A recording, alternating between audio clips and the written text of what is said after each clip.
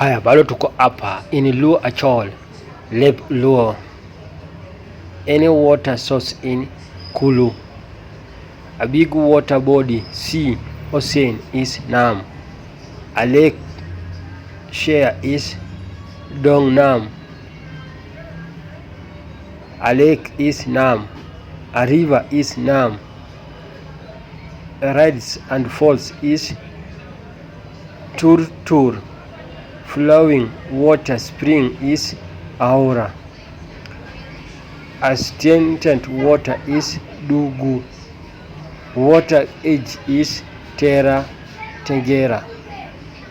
Jumati Morakaye. Any water source is Kulu.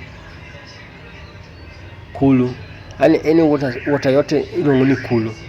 Any water source wanolongo nango Kulu be. Mano kangeo julumo ngeo bo ndika comment kacha. Any water source ilongo nango dholuo Kenya. Mana no kangeo anyi. A big water body, sea nini? Yes. So Namchumbi, yes. Unalongo ni Nam, bado the same.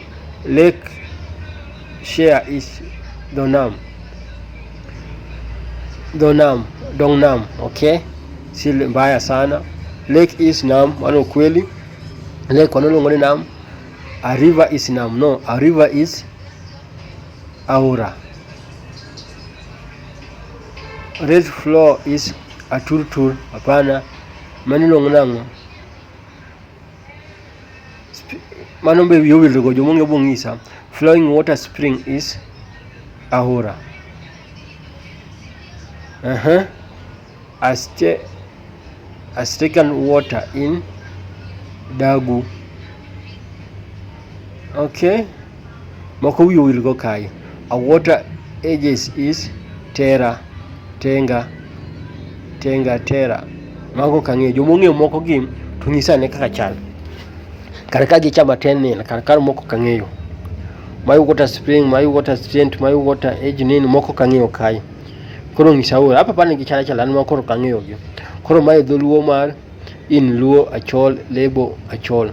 Jomonge moko gi bungisa. Mano kaka chal. Like the video, share the video, support the channel.